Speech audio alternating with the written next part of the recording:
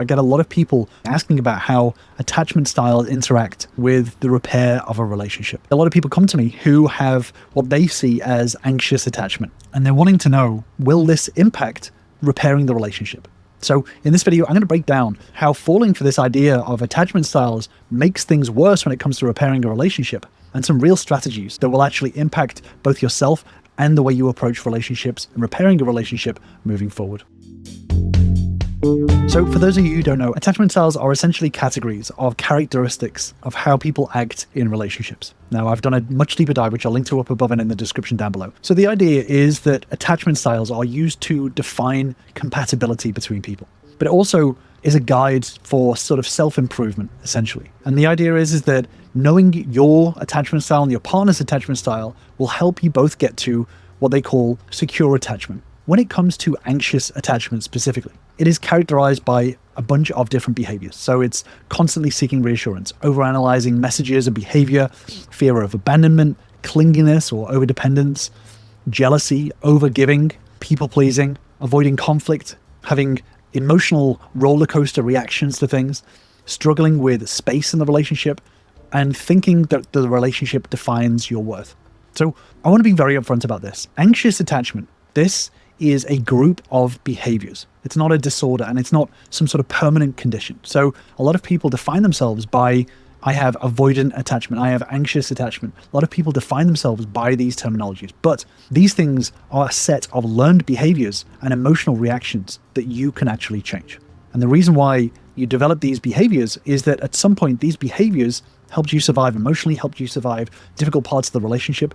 They became a tool that you've used and potentially overused when it comes to relationships. But now what happens is that as you learn to use these tools, they can actually become a barrier to the way that you approach relationships. And especially when it comes to repairing a relationship with an ex or rebuilding and regrowing a relationship with your current partner, these behaviors and this idea of attachment styles can really get in the way of repairing that. So just to break this down when it comes to attachment styles is simply a label for a group of behaviors. So you don't have anxious attachment.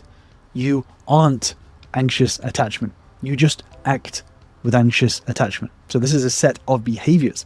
You learned these behaviors, which means that you can unlearn these behaviors. Like I mentioned before, anxious attachment or any attachment style, it's not a disease, it's not a permanent condition. It is a set of learned behaviors and emotional patterns that you act out in relationships. So you weren't born anxious in love, you learn to behave that way because at some point in your life, this behavior helped you survive. The problem when it comes to these labels of attachment styles, even though on the surface they can seem quite helpful, they can seem quite useful, but 99% of the time, these attachment styles are misused to guide compatibility in relationships, or worse, come up with a way to define who you are and how you act in the world, right? So labeling yourself as anxiously attached makes it much worse. The first thing is that it makes you look for more anxious traits. So you start identifying with this label and reinforcing these behaviors. So you can start thinking to yourself, how does my anxious attachment show up? And this traps you in this anxiously attached identity. But the second thing is that these labels influence our behavior. So once you accept this label, you start unconsciously acting in ways that confirm that label. And both of these are backed by psychological research. So I'm going to break down this research very quickly, I promise you. So the first study is this idea of a self-fulfilling prophecy, which is a phrase you may have heard before. And ultimately what this is that when people believe a certain identity about themselves, they unconsciously act in ways that make it more true. So as an example, you believe something about yourself. For example, I have anxious attachment style, so I always need reassurance. And then your behavior starts to align with that belief. So you start excessively checking in, you're worried about being abandoned, you start acting clingy, etc. And then your belief gets reinforced by reality. So your partner starts to feel smothered, they start to pull away. Now your fear of abandonment starts to come true. And this confirms your original belief, and it goes around in a cycle, like we can see here. Because what you believe shapes how you act, which then makes that belief stronger. So this is why, these learned behaviors can really reinforce themselves, but actually make things worse. I've worked a lot with ADHD members, and what a lot of members have found is that once they got themselves an ADHD diagnosis, is that they actually started to act more ADHD. So they became less focused. They became more scattered. They found it more difficult to concentrate. And this unconsciously confirmed that they have ADHD, and it was worse than they thought. So all of these things become feedback loops that feed in on themselves.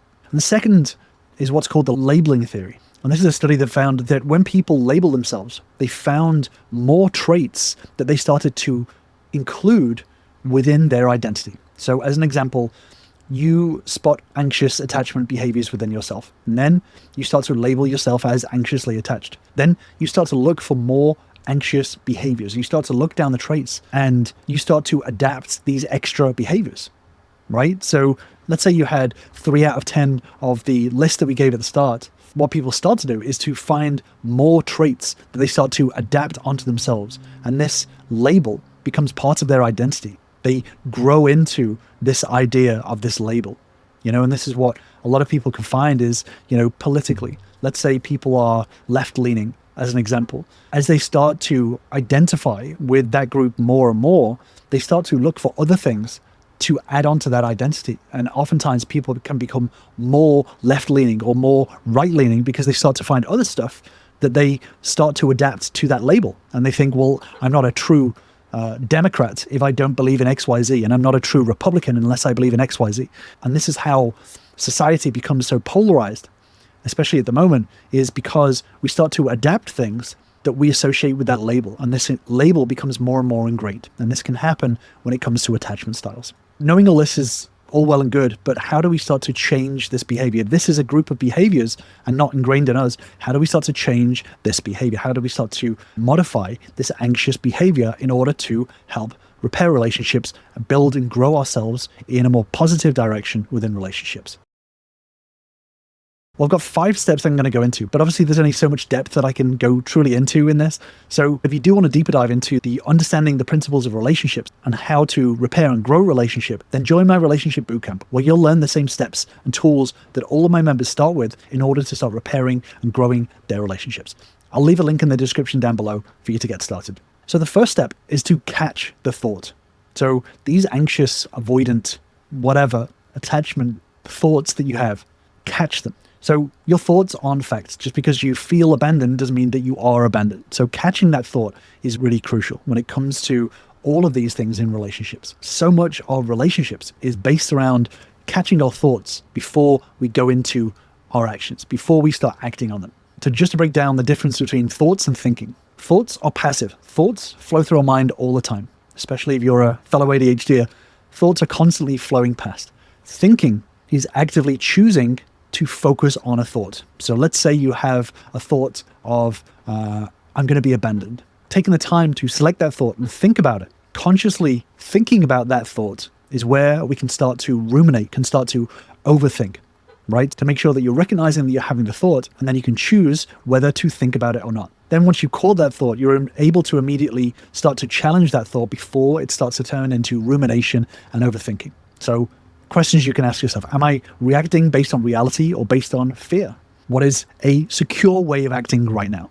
So getting used to recognizing these thoughts and catching them in the moment is going to be really, really crucial. Next, it's important once you're catching these thoughts is to delay any action. So for example, stop seeking immediate reassurance. So if you feel anxious in a relationship, once you're catching these thoughts and you're worried about being abandoned, rather than immediately jumping into action and texting and saying, hey, do you love me? I'm worried about us never getting back together. All of these things, delay that action. So instead of texting, calling, or seeking validation from your partner, practice delayed gratification. So recognizing I've had this thought, but I'm not going to act on it right now. I'm not going to do anything for the next 30 minutes. And learn to start sitting with this discomfort.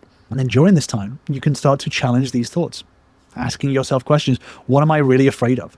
Getting into this habit is really, really important to delay this gratification in order to prevent yourself from acting impulsively on these thoughts that aren't going to be helping your relationship. Next, it's really important to make sure that you're building your own self-identity.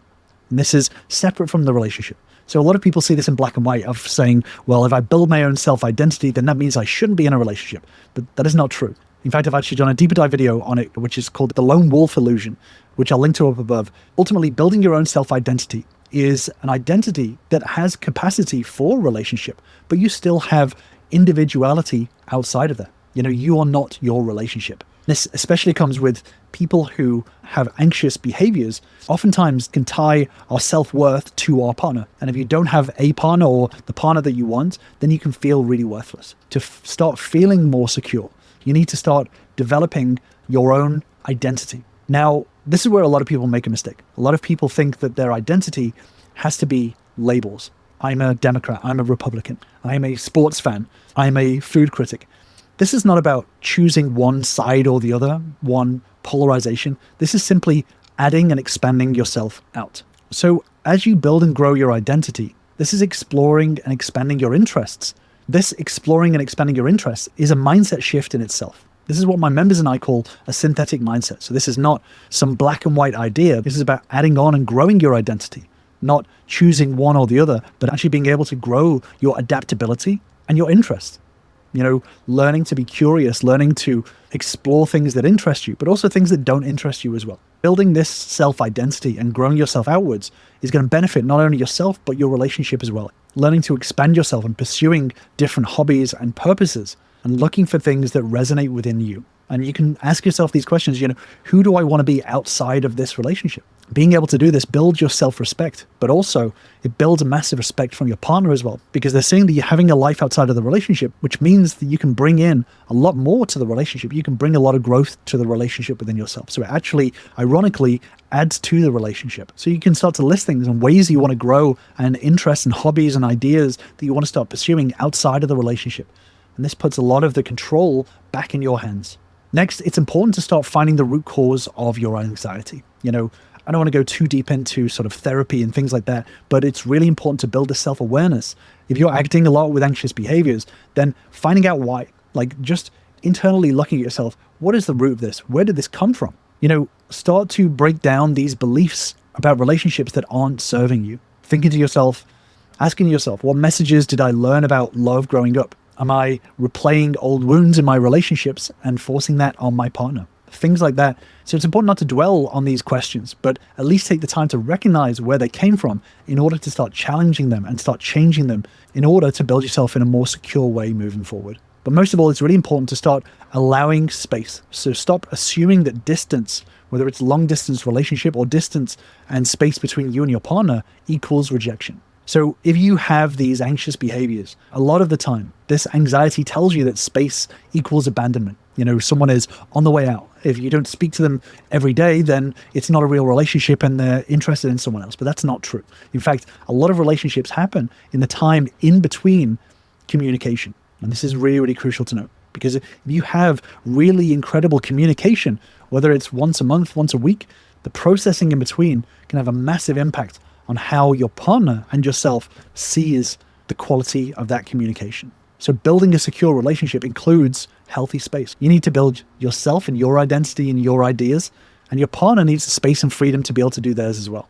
And building that space in as a default in a relationship is going to be really, really crucial. So again, catching that thought, instead of panicking if your partner pulls away, or even if your partner wants space. For example, if your partner does want space, that is going to be really crucial to rebuild back that relationship. If you don't give that space now, then what you're building by doing that is a relationship system that doesn't really serve both people. So catching these anxious thoughts, reframing it, and being able to delay your action is going to be really, really, really important. And all of this boils down to this false idea of compatibility. That whoever we are, we will always be the same in relationships. And what an anxious person needs in a relationship is somebody who's just going to give them all the reassurance in the world. But that's not true. And all of these behaviors that don't serve relationships well are things that can be unlearned, especially this idea of compatibility. This myth of compatibility is one of the biggest excuses to not build a relationship. I've actually broken it down in a longer video over here, but ultimately we fall for this idea of compatibility, thinking,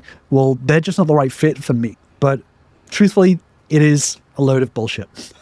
So I'm going to leave you with that deep dive video, and I will see you over there.